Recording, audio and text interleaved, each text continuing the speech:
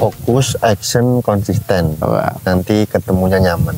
Fokus, action, konsisten. Iya.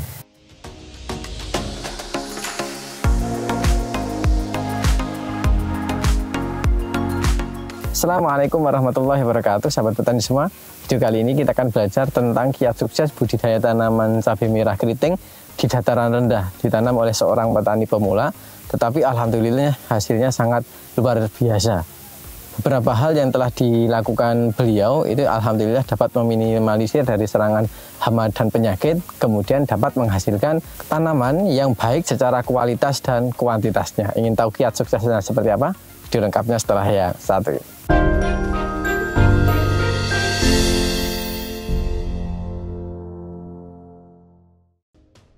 Oke, baik sahabat petani semua, kembali lagi bersama saya Zaki di channel Mitra Petani TV. Seperti yang telah saya jelaskan di awal tadi, kesempatan kali ini kita akan belajar tentang kiat sukses budidaya tanaman cabai, khususnya cabai merah keriting bertepatan di dataran rendah dengan cuaca yang sangat ekstrim. Ditambah dengan sang pemilik lahan ini masih pemula, tetapi di penanaman pertama beliau itu sudah sampai hektaran untuk budidaya tanaman cabainya. Dan alhamdulillah awalnya coba-coba, tetapi saat ini sudah kecanduan. Dan teman-teman bisa melihat belakang saya ini adalah hamparan tanaman cabai yang sudah petik sekitar 6 kali dengan produktivitas yang alhamdulillah sangat tinggi. Kemudian masih sangat aman dari serangan hama dan penyakit. Dari mungkin serangan layu, busuk batang, bercak daun, itu bisa dikategorikan hampir tidak ada. Kemudian kualitas tanaman yang dihasilkan ini juga sangat bagus. Kemudian kualitas buah dan kuantitasnya itu alhamdulillah sangat maksimal. Padahal dilakukan dengan cara-cara yang sangat sederhana, tetapi hasilnya sangat istimewa. Ingin tahu kiat suksesnya seperti apa? Tanpa lama-lama lagi kita akan langsung masuk pada sesi wawancaranya. Oke, baik sahabat petani semua, di samping saya sudah ada sang milik lahannya langsung. Monggo Mas, mungkin bisa memperkenalkan diri. Ya, halo sahabat semua. Nama saya Budianto dari Sukoharjo. Kalau kecamatannya mana ini? Kecamatan Bendosari, Mas. Di Mas Budi ya, Mas. Mas Budi yang beralamat di Kecamatan Bendosari, Kabupaten Sukoharjo. Dan alhamdulillah saat ini sedang panen cabai merah keriting ini, Mas. Ya? Petikan yang keberapa, Mas? Petikan yang ke-7, Mas. Yang ke-7, dan alhamdulillah harganya juga tidak terlalu tinggi, tapi alhamdulillah juga tidak terlalu rendah ya, Mas. Ya? Yang angka 25 ribuan. 25, 27. 25, 27, dan alhamdulillah full senyum. Kalau terlihat dari tampilannya sendiri, Mas Budi sepertinya sangat menikmati di dunia pertanian. Maksudnya dari stylenya tidak seperti petani pada umumnya. Kemudian dari segi umur sepertinya juga masih sangat muda. Kalau Mas Budi ini sendiri untuk budidaya tanaman atau bertani ini sudah lama atau baru-baru ini, Mas? Kalau saya dari awal itu sekitaran kurang lebih 2 tahun. Mas. Baru 2 tahun ya, Mas? Ya? Jadi sebelumnya bukan petani ini, Mas? Ya? Sebelumnya bukan. Biasa pabrik, Mas. Terus memilih bertani itu alasannya kenapa, Mas? Pengen mandiri, Mas. Jadi udah bosan kerja di... Ikut orang? Nggih. Lingkup di dunia pabrik, apa ikut orang itu udah bosan. Mencoba berdikari ya, Mas? Ya? Penanaman pertama itu berapa tanaman atau berapa luasan itu? Pertama aku sewa lahan itu 3 hektar. Terus tanamannya aku kasih 25.000 batang. Itu cabai merah keriting semua. Pertama nanam tapi langsung 3 hektar. Gih. Cukup nekat berarti itu, Mas. Iya, alhamdulillah. Saya alhamdulillah berhasil juga ya, Mas. Alhamdulillah berhasil. Jadi kecanduan sampai saat ini terus menanam ya, Mas ya. Iya. Jadi alhamdulillah awalnya coba-coba, kemudian sekarang sudah menjadi passion mungkin karena awalnya coba saja bisa langsung memberanikan diri 3 hektar dan alhamdulillah berhasil, setidaknya bisa membuka lapangan pekerjaan ya Pak ya untuk kanan kiri. Kemudian kalau untuk lahan ini sendiri Mas Budi ini panen sudah ke-7 kali ya Mas ya? Iya, sekitar ke-7 kali. Kemudian kalau untuk lahan dasarnya ini apa saja Mas? Pupuk dasarnya Kohe, terus Ponska yang subsidi, terus sama Vestipos. Kalau boleh tahu Mas, ini sekitar luasannya berapa atau jumlah tanamannya berapa, kemudian dosis tadi pupuk-pupuk yang diberikan itu berapa? Kalau luas tanah itu kurang lebih 3.000 Mas. Terus pakai kohenya sekitaran 40 sampai 50 sak. Terus ponskanya cuma sedikit, cuma 70-an kilo paling. Terus Vestiposnya 50-an kilo. Jadi untuk pupuk kimianya juga tipis-tipis saja ya. Kalau dolomit juga ditambahkan? Dolomit pakai. Terus belum pasang mulsa. Sebelum pasang mulsa itu ditaburi dolomit benar Mas. Iya. Jadi setelah pupuk tadi ditutup menggunakan tanah, baru di atasnya ditaburi dolomit. Iya. Itu habis sekitar berapa karung Mas untuk dolomit? Dolomit sekitaran 30 sampai 35. 30 sampai 35. Enggak terlalu tebal. Kalau dilihat dari bahan-bahannya memang cenderung tidak terlalu banyak Mas. Nggih. Ini berdasarkan pengalaman atau tujuannya seperti apa? Tujuannya ya biar tanaman itu enggak over makanan itu loh Mas. Jadi nanti tambahannya makanannya Kocor, dikocor. ya? Iya itu. Serangannya dikocor Mas. Paling. Tidak terlalu banyak di bawah, tetapi nanti disusulin ya Mas. Melalui susulan itu yang kuat gitu. Yang dikuatkan. Dan mungkin tadi juga sudah disampaikan, dosisnya secara detail juga sudah disampaikan untuk luasan sekitar 3.000 dengan jumlah tanaman sekitar 5.000. 5.000-an tanaman. Itu pembuatan bedengan Mas. Dan terus ditaburi dolomit, setelah itu baru dipasang menggunakan mulsa. Iya. Sebelum proses penanaman itu apakah ada perlakuan juga Mas? Ada Mas, itu dikasih asam umat, terus silika karbon, habis itu dikasih trichoderma. Nah, tiga bahan ya Mas ya. Ada asam humat, trichoderma, silika karbon. Dikocor ya Mas ya? Dikocor. Itu berapa hari sebelum tanam Mas? 3 hari. 3 hari sebelum penanaman. 3 hari sebelum penanaman dikocorkan 3 bahan itu ya Mas ya. Iya. Dijadikan satu, kemudian dikocorkan setiap lubang tanam. Setiap lubang tanam. Dan setelah itu dilakukan penanaman. Iya. Kalau untuk varietas sendiri Mas, ini yang digunakan apa ini Mas? Varietasnya cabai Igotavi. Igotavi, jadi sudah tahan virus ya Mas ya? Alhamdulillah. Tahan virus. Di musim sekarang. Biasanya serangan virusnya ekstrim ya, jadi panasnya juga lumayan terik. Ini biasanya serangan kuningnya juga lumayan tinggi, tapi alhamdulillah di lahan ini tahan ya Mas. Sampai sejauh ini alhamdulillah tahan. Kalau jarak tanam yang digunakan ini berapa Mas? 50 kali 50 ya Mas ya? 50 kali 50 cm dengan satu bedeng diisi dua lajur ya, dua lajur. Kemudian zigzag atau sejajar Mas? Itu zigzag ya, jadi tidak sejajar tetapi zigzag. Kemudian kalau dilihat juga kayaknya dilakukan sistem perempelan Mas, pengurangan tunas air atau tidak Mas? Perempelan cuma 2 cabang di bawah aja Mas, enggak semuanya dihabiskan, enggak semua, tetapi dikurangi ya Mas ya? Dikurangi sekitar 2-3 paling. Jadi dilihat juga kondisi tunas air yang kira-kira mau optimal itu berapa dipelihara gitu, tapi tidak semuanya pelihara. Kalau semuanya dipelihara biasanya kurang maksimal ya Mas ya jadinya. Takutnya jamur Mas. Oh iya, karena walaupun musim kemarau ya antisipasi. Ancaman itu tetap ada ya Mas ya. Kalau kelembapan terlalu tinggi takutnya jadi pemicu jadi serangan jamur. Oke, mungkin itu. Kemudian kalau untuk dari pemupukan Mas, tadi kan dasaran tidak terlalu tinggi tapi nanti akan disuplai via pemupukan atau kocor. Nah, kocor fase vegetatif itu dilakukan berapa hari sekali, bahannya apa saja Mas? Umur 5 hari aku kocor pakai Vigorin sama Ultradap. Dosisnya berapa Mas? Dosisnya Ultradapnya tak kasih 3 sendok, terus Vigorinnya tak kasih 50 mili. Itu per 16 liter, 20 liter atau berapa? Per 20 liter. Per 20 liter itu dilakukan umur 5 hari itu satu kali atau ada kelanjutannya Mas? Per 5 hari. Per 5 hari. Sebanyak 3 kali. 3 kali. Jadi 5, 10, 15. 5, 10, 15. Bahannya sama. Dosisnya sama. Sama gitu ya. Jadi 3 kali pengocoran awal itu ada Vigorin 50 mili ya Mas ya. Dikombinasikan dengan Ultradap 3 sendok untuk setiap tangki ya Mas ya. Setiap 20 liter. Setiap 20 liter air itu dikocorkan secara berkala. Kemudian setelah itu Mas, pengocoran diganti bahannya atau gimana Mas? Pengocoran selanjutnya nanti masuk NPK Mas. NPK 16 nih Mas ya? Iya, itu biasanya NPK dulu, nggak ditambahin pupuk yang lain. Itu selama 2 kali per 20 hari, selang 20 hari. Berarti 20-40 ya Mas ya? Iya, itu pakai NPK aja. Terus habis itu masuk kayak kalsium, terus NPK, terus grower, terus sama boron. Itu dicampur jadi satu ya Mas ya? Jadi satu. Tadi di umur 60-an hari atau pas pembuahan? 60 hari. 60 hari. Jadi intervalnya sekitar 20 hari sekali ya Mas ya untuk pengocoran setelah 20 itu? 20 hari. Jadi awalnya itu NPK 16 di umur 20 dan 40. Kemudian kalau di umur 60 itu sudah komplit. Sudah ada kalsiumnya, kemudian NPK 16, ada NPK grower juga. Kemudian ada karate boron nih Mas. Karate boron, kalsium. Jadi di umur 60 kemudian 80.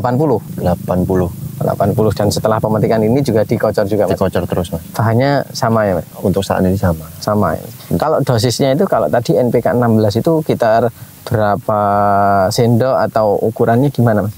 Kalau ukuran saya itu kalau NPK pakainya gelas Mas. Gelas? Berapa Jadi, gelas itu? NPK 1 gelas, terus boronnya 1 gelas, terus kalsiumnya itu tak kasih 3 atau 4 sendok. Itu tergantung tanamannya. Terus habis itu yang growernya itu tak kasih setengah gelas. Jadi memang fokusnya di pengocoran ya Mas ya. Iya. Di pengocoran karena di awal itu memang sangat sedikit, kemudian di pengocoran lumayan sering dilakukan juga karena sekarang bertepatan dengan musim kemarau juga. Kalau ditabur tidak bisa terserap ya Mas ya. Tidak bisa maksimal, makanya dilakukan dengan via pengocoran. Pengocoran terus. Ini sampai detik ini juga masih dikocor ya Mas ya? Masih dikocor. Tujuannya juga untuk membantu pembungaan, pembuahan, juga menjaga daun supaya tetap hijau ya Mas. Iya. Itu untuk pengocoran. Kemudian kalau untuk spray Mas, di fase-fase awal pertumbuhan itu apa saja yang digunakan? Spray yang pertama itu aku kasih Avidor, tak campur sama ya ada pelekat, perata itu Mas. Yeah. Itu terus sama pakai Morden, terus Avidor, terus sama perkat. 3 bahan itu ya Mas ya? Itu selama 4 kali spray, selang 3 hari. Selang 3 hari di awal ya Mas ya? Iya. Di awal itu belum memasukkan fungi ya Mas ya? Belum. Jadi hanya ada nutrisi tadi menggunakan Morden Vol, kemudian inseknya Avidor, kalau tidak salah itu imidacloprid, kemudian ditambah perkat. Intervalnya 3 hari sekali karena di daerah ini adalah dataran rendah. Kemudian intensitas panasnya juga lumayan tinggi, ekstrim. Biasanya serangan kutu-kutuan lumayan tinggi ya Mas ya? Lumayan tinggi. Nah, makanya untuk interval penyemprotan agak rapat. Tapi fokusnya memang belum di fungi karena masih tahap awal, kemudian juga bertepatan di musim kemarau. Sampai 4 kali ya Mas ya? Iya, 4 kali di awal. Sementara itu. Setelah itu nanti kayak masuk, ya itu kan 3 tadi kan.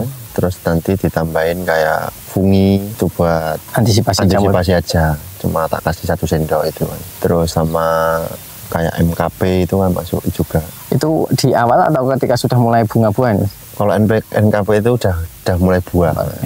Jadi kalau yang setelah 4 kali itu tak kasih ya 4 macam itu Mas.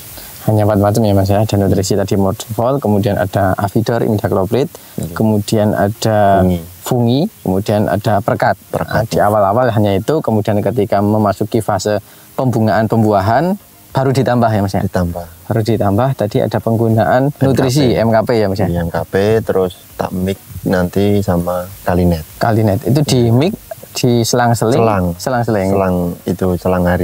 hari. Ya, Mas. Jadi ganti-gantian ya Mas ya. Jadi untuk penyepraian rutin itu ada Kalinet, kemudian dikombinasikan dengan MKP di rolling ya Mas ya. Kalau interval penyepraiannya tetap 3 hari sekali. 3 hari sekali. Kemudian kalau untuk dosisnya Mas, kalau kayak Kalinet itu pakainya berapa mili Mas? Kalau Kalinet aku kasih 50 mili. 50 mili. Kalau MKP? Kalau MKP tak kasih 2-3 sendok. 2-3 sendok.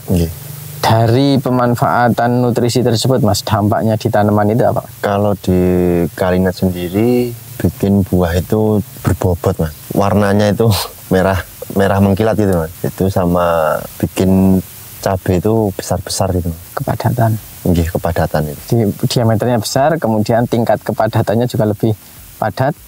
Sehingga otomatis nanti nilai akhirnya adalah di bobot. Untuk Kalinet sendiri baru pertama kali ini menggunakan atau sudah sering Mas? Sudah sering Mas, sudah lama Mas pakai Kalinet itu Mas. Dan memang sudah merasakan manfaatnya. Manfaatnya banyak. Tadi sudah disampaikan, buahnya itu pertama jadi glowing atau merah mengkilap. Kemudian kulitnya juga lebih tebal, lebih padat.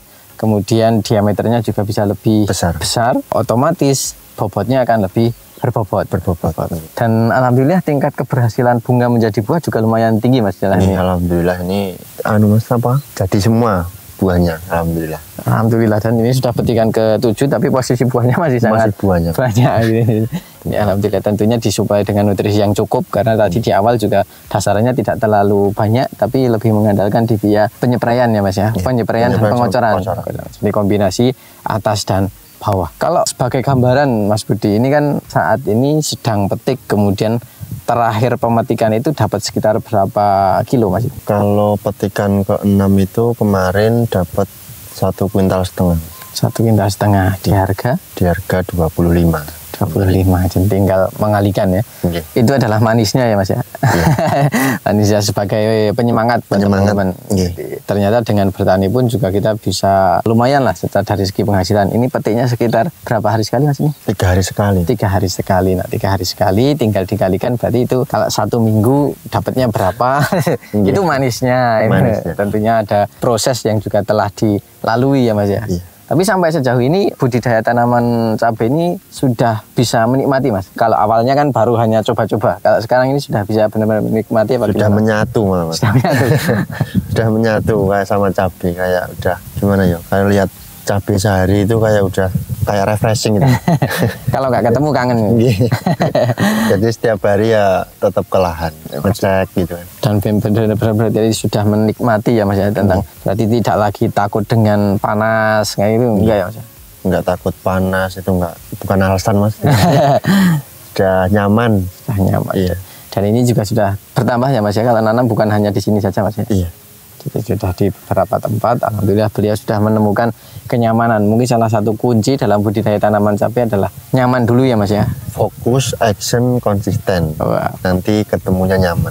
Fokus, action, konsisten. Yeah. Fokus, action, konsisten, nanti nyaman. Mungkin kita belajar banyak hal ini. Sebelum kita akhiri Mas Budi, mungkin ada pesan yang ingin disampaikan untuk sahabat petani semua? Sementara nggak ada Mas. Sementara tadi, intinya fokus, action, konsisten. Fokus, action, konsisten. Insya Allah kita akan menjadi nyaman. Masalah hasil pikir belakangan ya Mas. Belakang. Yang penting kita pasti hasil. Pasti hasil. Cuma tinggal banyak sedikitnya, tapi pasti tetap hasil. Pasti tetap hasil. Dan ini sangat mantap, seorang pemuda yang masih sangat muda ini Mas Budi sendiri, tapi motivasinya juga sudah lumayan tinggi. Ini menjadi cambuk untuk kita. Tidak ada alasan takut panas ya Mas ya. Mungkin itu sahabat petani semua yang bisa kami sampaikan pada kesempatan kali ini. Sebelum saya akhiri, saya akan mereview kembali apa yang telah kita bahas pada kesempatan kali ini. Yang pertama, ini lahan milik Mas Budi yang beralamat di Kecamatan Bendosari, Kabupaten Sukoharjo. Ini termasuk dataran rendah, kemudian menanam tanaman cabai ini baru yang sekitar 2 tahun ya Mas ya. Awalnya bukan seorang petani, tetapi di penanaman pertama beliau itu sudah memberanikan diri tanam sekitar 3 hektar dan alhamdulillah berhasil. Kemudian ini adalah penanaman selanjutnya, dia ada tanaman cabai merah keriting. Untuk lahan dasarnya sendiri ini tidak terlalu ribet, hanya ada beberapa bahan. Pertama ada pupuk kandang, kemudian untuk kimianya ada Ponska subsidi itu, kemudian ditambah dengan Vertipos. Untuk luas lahan sekitar 3.000 meter, ini pupuk kandangnya sekitar 40-50 karung, Ponskanya hanya sekitar 70 kilo, Vertiposnya sekitar 50 kilo. Kemudian dolomit hanya beberapa sak, itu di atas tanah yang sudah dikasih pupuk. Jadi sebelum pemasangan mulsa ditaburi dolomit terlebih dahulu. Kemudian sebelum proses penanaman, 3 hari sebelum penanaman itu ada perlakuan pengocoran. Yang dimasukkan adalah trichoderma, asam humat, dan silika karbon. Kemudian dilakukan penanaman, pasca penanaman perawatan dilakukan untuk pengocoran 5 hari sekali. Di 3 pengocoran pertama itu ada Vigorin dikombinasikan dengan Ultradap selama 3 kali pengocoran. Kemudian di pengocoran keempat di umur 20 hari itu sudah menggunakan NPK. Kemudian setelahnya itu intervalnya adalah 20 hari sekali. Di umur 40 hari itu juga menggunakan NPK 16 ya Mas ya. Dosisnya sekitar 1 gelas. Kemudian di umur 60 hari setelah tanam itu baru dimasukkan beberapa macam. Ada NPK grower, ada NPK 16, kemudian ada kalsium, kemudian ada boron, karate boron ya Mas ya. Itu setiap 20 hari sekali dimasukkan ke 4 bahan tersebut. Kemudian kalau untuk penyepraian 4 kali di awal itu hanya menggunakan, pertama untuk inseknya ini imidacloprid, kemudian untuk nutrisinya ini menggunakan Mordenfol sama Perkat. Nah setelah itu baru ditambah fungi, dosisnya hanya sekitar 1 sendok. Setelah memasuki fase generatif pembungaan pembuahan, itu nutrisi yang ditambahkan adalah Kalinet dan MKP. Itu dibuat secara rolling. Untuk pemakaian yang Kalinet sendiri adalah sekitar 50 mili. Kemudian kalau untuk MKP itu sekitar 3 sendok ya? 3 sampai 4 sendok. Kemudian interval penyepraian ini adalah 3 hari sekali karena saat ini cuacanya lumayan ekstrim. Kemudian kebetulan ini juga di dataran rendah sehingga ancaman dari serangan keriting daun itu lumayan tinggi ya. Lumayan tinggi. Dan alhamdulillah dengan kombinasi antara bawah dan atas, kondisi tanamannya bisa teman-teman lihat tingkat kematian hampir tidak ada ya Mas. Hampir tidak ada. Hampir tidak ada, busuk batang tidak ada, kemudian bercak daun, antraknos ini alhamdulillah aman. Hanya ada beberapa mungkin yang hambatan dari keriting ya Mas ya. Keriting sama kuning itu karena beda benih. Oh, beda benih. Sulaman ya.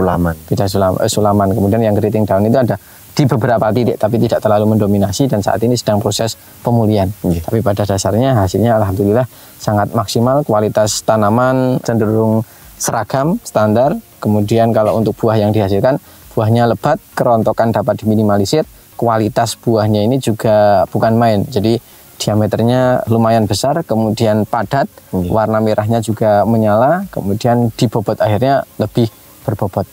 Mungkin itu yang bisa kami sampaikan pada kesempatan kali ini. Semoga video ini bermanfaat, dan apabila video ini bermanfaat, jangan lupa klik like, comment, share, dan jangan lupa subscribe untuk tidak ketinggalan info terbaru dari kami. Terima kasih Mas Budi. Oke, Mas.